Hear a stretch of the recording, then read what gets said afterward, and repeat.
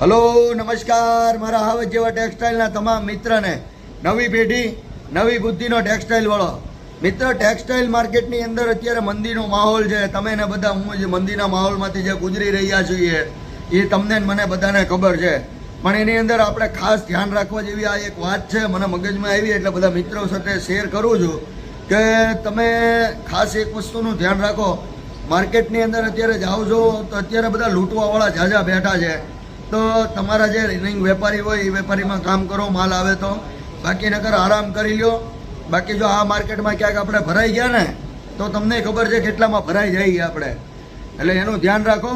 બાકી છે ને બેઠા બેઠા ખાવું ને તો 25,000 રૂપિયા ખાતાનું ભાડું જે આપણે ચડતું હોય એ ચડશે, અને 25,000 રૂપિયા બીજા વાપરી નાખશું 50,000ની જ ઉપાધિ રહે. એકાદો મહિનો મંદી હજી રહે. વેપારીનું એવું કહેવું છે, ભાઈબંધ દોસ્તારો મિત્ર માર્કેટવાળાનું એવું કહેવું છે, તો એ વસ્તુમાં કાંઈ પ્રોબ્લેમ નહીં થાય. બાકી જો આપણે ક્યાંક ભરાઈ જઈએ તો આપણે શું થાય એ તમને ખબર છે. સમજો છો મારી વાત હું કહેવા માંગુ છું, એટલે મારો ભાઈઓ ધ્યાન રાખજો મહેરબાની કરીને, ક્યાંય ભરાઈ ન જતા. બાકી અઘરું થઈ જાય, બહાર નીકળવું અત્યારે બહુ મુશ્કેલીવાળી વસ્તુ છે. બાકી મારી વાત જો સાચી લાગતી હોય ને સારી લાગતી હોય તો કોમેન્ટ બોક્સમાં તમારો નિર્ણય જણાવો, અને મંદિરના માહોલમાં મારી જેમ જે રખડતા હોય મજા કરતા હોય એ લોકોને આ વિડીયો મોકલી દો. બાકી જય હિન્દ, જય દ્વારકાધીશ.